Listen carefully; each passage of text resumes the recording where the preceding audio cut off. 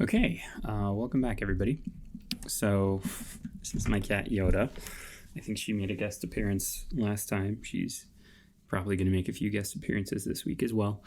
So today we're going to do some review. We're going to start some review, and that's what we're going to cover for the rest of the school year. Whether we come back or not, this is going to be the school year. And as far as I know, we're coming back. I don't actually know any more than you guys do, believe it or not. So, we're going to look at finding limits from a table. So if you guys remember correctly, the limit of a function is the y value the function approaches as it approaches a specific x value. So typically we've gone through this a few different ways. We've gone through it graphically, and we'll go through it algebraically, but now we're going to use it using a table. And there's three different kinds of limits. There's what's called the left-handed limit, which is what this is asking for down here, where it's asking for the limit as x approaches -1 with this minus sign up here. This minus sign means from the left, so from values that are less than -1. There's a right-handed limit, where the limit as x approaches -1, and then this plus sign means from the right, from values that are larger than -1. And then there's the generic limit.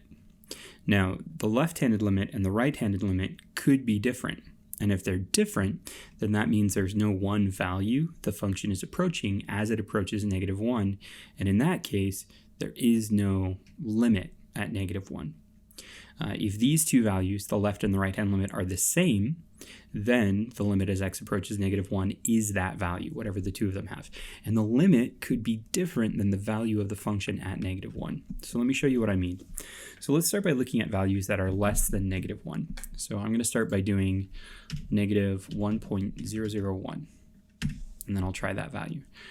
So if I go, let's add another 0.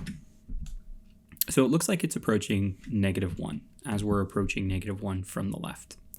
Now, let's clear the table and let's try this again from the right. So larger than -1 would be -0. I'm going to do 999. And this is approaching -2, it looks like. Let's throw another 9 on there just to see. Okay, so now it's approaching -2. Nope, not yet. All right, so the left-hand limit, as it's approaching -1 from values that are less than -1, is -1. The right-hand limit, as it approaches -1 from values that are greater than -1, is -2.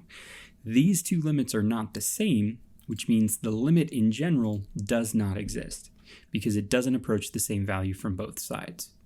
Now, the next part it's asking for is what is the actual value of the function at -1? The actual value of the function at -1 is -4. So the value of the function at that point doesn't have to be the value it's approaching from either direction or the limit itself. Let's go through another one of these like this. All right, so here we go.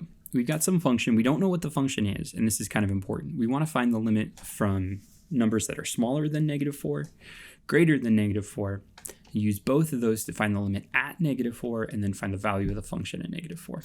So let's start with values that are less than -4. So let's go -4.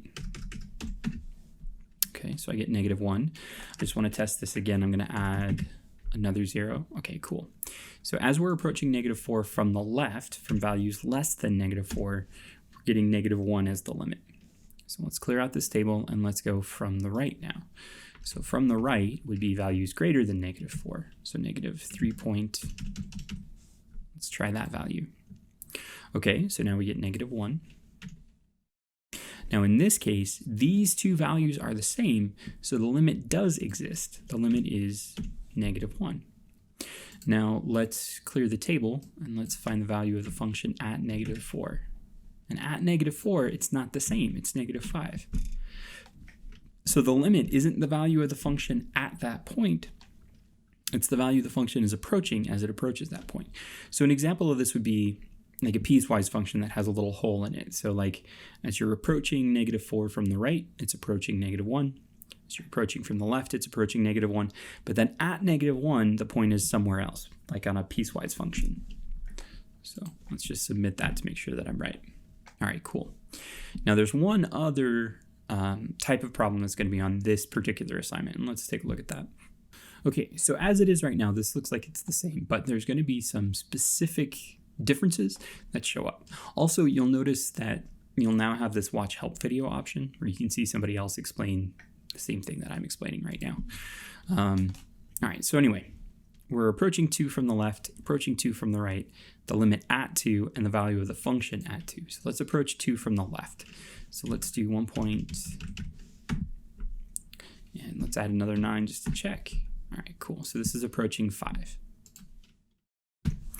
Now let's clear the table and let's approach 2 from the right. Okay, let's add another 0. Okay, so this is approaching 5. Since these two values are the same, that means the general limit is 5. And let's find the actual value of the function at 2. Nope, hey, not what I meant to do. Okay, that's at 5 as well. Let's see if we can get another problem here. Okay, so now it's approaching -2. So if I put in, I'm just going to put in -2 right away. So -2 is undefined here, meaning that there is not a value at -2. Let's clear the table. Let's approach -2 from the left, so -2.001. So this is approaching -5. Nope, not yet. And then let's approach -2 from the right. And this is approaching 3. Since these two values are not the same, that means the general limit does not exist. So here we have some weirdness going on. Not only does the limit not exist because the left and right-handed limits aren't the same, but the value for the function doesn't exist at that value. And there we go. All right, cool. So this is the first bit of review that we're going to be going over, is starting with limits. So take notes on this, submit the assignment of just you taking notes. I don't need to actually see your notes, but take notes. And then there's a Delta Math assignment that you guys will do as well. So yeah, good luck.